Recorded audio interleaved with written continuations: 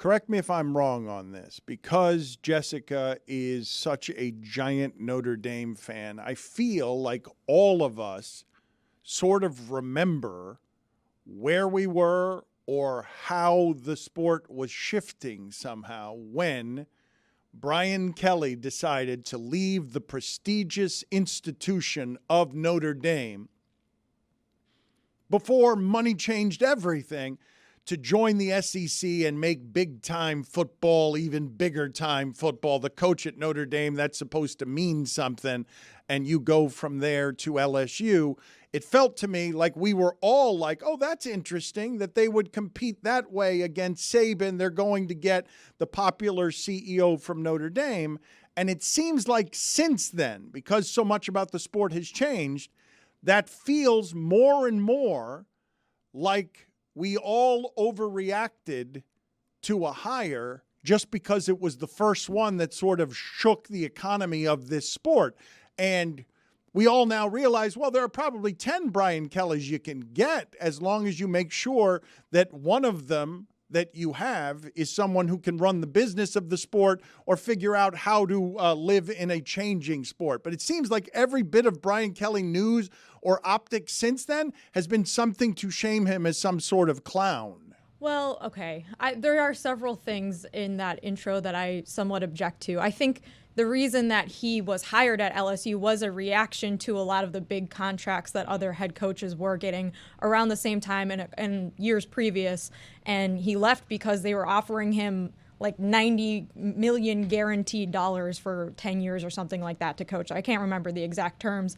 But now that he's at LSU, and I don't know why this didn't happen as much when he was at Notre Dame, because he was still doing kind of the same corny things. Like there were several Brian Kelly memes that maybe I was the only one paying attention to because I was in like Notre Dame land, of him like doing the peace sign while he was kneeling down or doing like, you know, dances and stuff like that in signing day videos. And now he's doing that at LSU, and it feels like everything's getting amplified like 20 or 30 times more than it did there. But he's been the same guy the whole time. Like he's the same coach that made a very poorly delivered joke about wanting to execute his players after the Florida State Notre Dame game in 2021. I would love to hear the perfectly executed joke on John that. McKay did it perfectly in the 70s, that same joke, and somehow Brian Kelly not only butchered it, but was copycatting it as well. Yeah, part of it is like his act kind of flew in Indiana, where it's just everything about Brian Kelly in the Bayou seems like an odd fit. And he confirmed all of that when he put on an accent in his first introduction to LSU Nation when he said his family. Maybe that's it. I think maybe that was such a viral moment that now every subsequent thing has become like part of his ongoing weirdness there. But yeah, like you're onto something, because Brian Kelly he's from Massachusetts. He's Irish.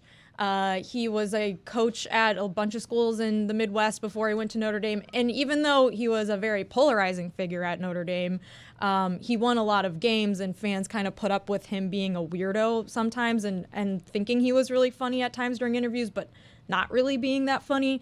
And the fact that it's such a weird fit seemingly at LSU, and he put on a Southern accent briefly for some reason, I think has amplified that to a group of people that maybe weren't following him before. You know what's been really weird about this year with Brian Kelly, and despite having several losses, all the people voting on rankings still rate them highly, is he's taking the Jaden Daniels Heisman Trophy win as a pretty big Brian Kelly accomplishment to kind of satiate anybody that might have an issue with their, I think, subpar performance since he arrived. You have to give him some credit for a transition, I guess, but that's not really what the sport's about, individual accomplishments. And it seemed at a certain point in the season, he knew that that's what the aim was and that's what the goal was, and he's conflated that with overall success, and he seems to be relishing in it. Well, you have to recruit however you recruit, and I've got a quarterback who averages a first down every time that he touches the football. Is the best thing that he's got to sell. I'm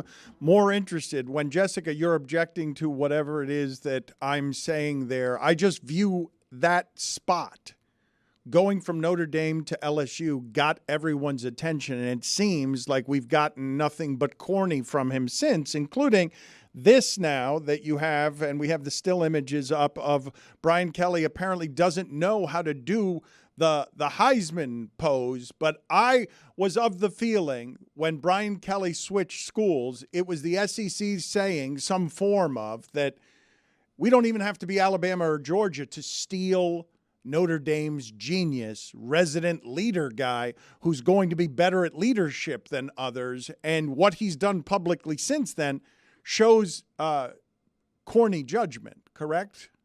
Well, I think it was LSU's athletic director saying, like, I'm going to make a splashy hire here because that's what I do. I'm the guy that makes splashy hires. Splash. At athletic departments. Like, he hired Kim Mulkey the year before and gave her the highest salary of any women's basketball coach.